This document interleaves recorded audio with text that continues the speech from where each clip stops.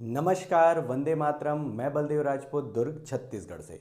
आज हम लोग बात करेंगे एक्स स्टूडेंट्स के बारे में।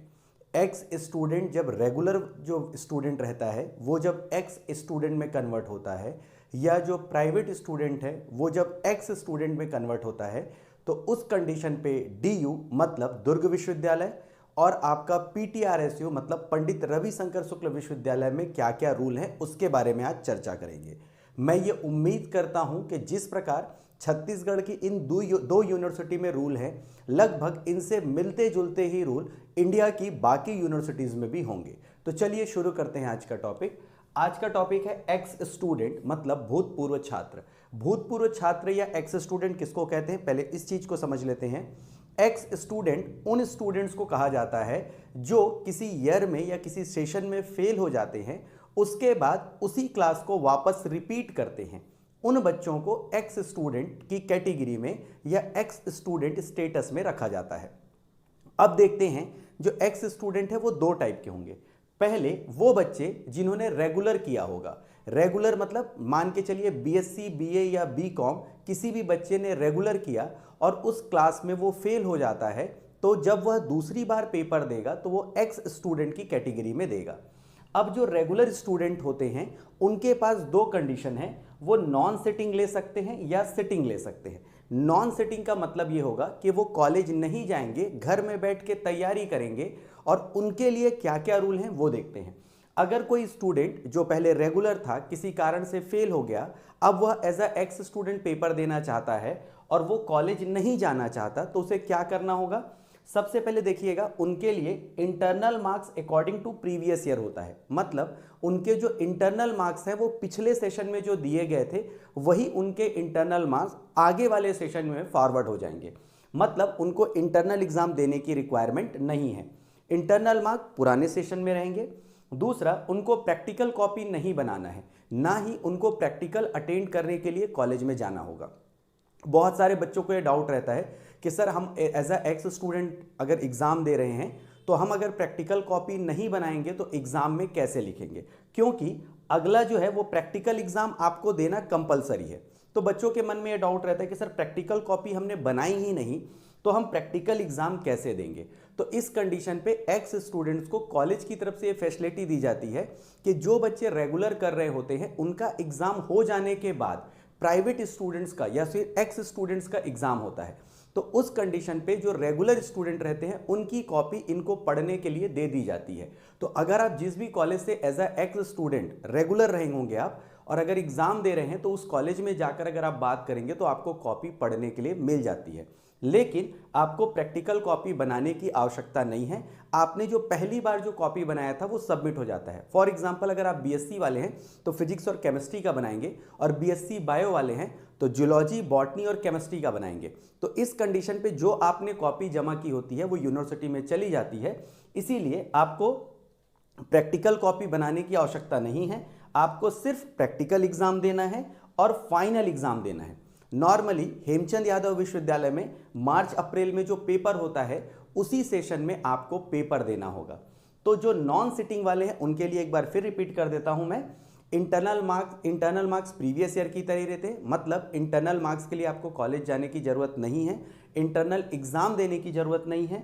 आपको जो है वो जो कॉपी है प्रैक्टिकल कॉपी ये भी बनाने की जरूरत नहीं है। आपको सिर्फ जब आपका एग्जाम फॉर्म आएगा तो आपको फॉर्म भरना है एज अ एक्स स्टूडेंट, आपको प्रैक्टिकल एग्जाम देना है और फाइनल एग्जाम देना है। अब दूसरे टाइप के ऐसे बच्चे आते हैं जो as a ex student paper देना चाहते हैं और कॉलेज भी रेगुलर जाना चाहते हैं। बहुत सारे बच्चे ऐसे कहते हैं कि सर अगर हम एक बार फेल होंगे तो कॉलेज से बाहर हो जाएंगे क्या। ऐसा बिल्कुल नहीं है। आप एक छोटा सा प्रोसेस फॉलो कीजिएगा, इससे आप एज अ एक्स स्टूडेंट भी रेगुलर बच्चों की तरह ही पढ़ पाएंगे। जैसे कि अगर कोई रेगुलर का स्टूडेंट है, फेल हो गया, अब एक्स स्टूडेंट में कन्वर्ट हो गया, तो उसे अगर सेटिंग करना है, मतलब वो कॉलेज में जाके पढ़ना चाहता है, तो उसे सबसे पहले क्या करना पड़ेगा, प्रिंसिपल को एक एप्लीकेशन देना पड़ेगा जिसमें वो बताएगा कि वो कॉलेज अटेंड करना चाहता है। दूसरा, क्लास अटेंडिंग फीस जिसे हम लोग ट्यूशन फीस भी कहते हैं, तो इस ट्यूशन फीस को वो पे करेगा। ट्यूशन फीस या क्लास अटेंडिंग फीस का मतलब ये है कि आपके कॉलेज के जो प्रोफेसर, चाहे वो प्राइवेट कॉलेज हो या रेगुलर कॉलेज हो, उनको एक ट्यूशन फीस के नाम पे एक चार्ज किया जाता है।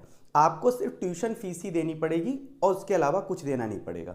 तो पहला काम आपने क्या किया, एक एप्लीकेशन लिखा, मतलब प्रिंसिपल को बताया कि आप रेगुलर क्लास अटेंड करना चाहते हैं। दूसरा, ट्यूशन फीस पे करेंगे। प्राइवेट कॉलेज में ट्यूशन फीस थोड़ी ज़्यादा होती है, गवर्नमेंट कॉलेज में कम होती है। इंटरनल मार्क्स आपके प्रीवियस ईयर की तरह ही रहेंगे, बिल्कुल इसी की तरह। इंटरनल मार्क प्रीवियस सेशन का जो है वही रहेगा, आपको अगेन कोई भी इंटरनल एग्जाम देने की आवश्यकता नहीं है। प्रैक्टिकल कॉपी आपको नहीं बनानी है, प्रैक्टिकल एग्जाम आपको देना होगा और फाइनल एग्जाम देना होगा। अगर आप ध्यान दें तो यहाँ पर नॉन सिटिंग और सिटिंग में सिर्फ एक डिफरेंस है, इंटरनल मार्क्स दोनों के सेम रहते हैं, मतलब प्रीवियस ईयर की तरह। प्रैक्टिकल कॉपी दोनों नहीं बनाते, प्रैक्टिकल एग्जाम दोनों देते हैं और फाइनल एग्जाम देते हैं। लेकिन अगर आप सिटिंग करना चाहते हैं, मतलब बैठ के पढ़ना चाहते हैं, तो खाली आपको ट्यूशन फीस और एक एप्लीकेशन प्रिंसिपल को देना होता है, जिससे आप रेगुलर जो है वो क्लास जाके पढ़ सकते हैं। अब आते हैं उन बच्चों की तरफ जो प्राइवेट थे।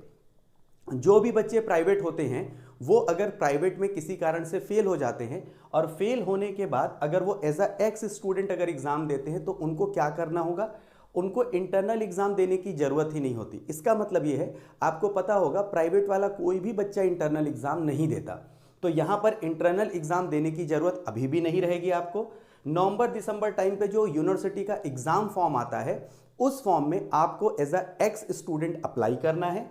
आपको लैब फीस नहीं देनी है। जब अगर कोई भी सब्जेक्ट में आप बीएससी कर रहे हो, बीए कर रहे हो, बीकॉम कर रहे हो, अगर उनमें प्रैक्टिकल सब्जेक्ट रहा होगा तो एज अ प्राइवेट स्टूडेंट जब आपने उन कोर्सेज को ज्वाइन किया होगा तो आपको एक लैब फीस देनी पड़ी होगी। अलग अलग कॉलेजेस में ये फीस अलग अलग होती है। तो ये जो लैब फीस पहले चार्ज किया गया था, दोबारा आपको चार्ज नहीं किया जाएगा। तो यहाँ पर जैसे बीएससी के स्टूडेंट की अगर मैं बात करूँ तो उसे फिजिक्स और केमिस्ट्री का लैब फीस देना पड़ता है प्राइवेट स्टूडेंट को। अगर आप एक बार फेल हो गए तो दोबारा आपको लैब फीस नहीं देनी है। आपको प्रैक्टिकल कॉपी नहीं बनाना है, आपको सिर्फ क्या करना है, प्रैक्टिकल एग्जाम देना है और फाइनल एग्जाम जो मार्च अप्रैल में होगा वो देना है।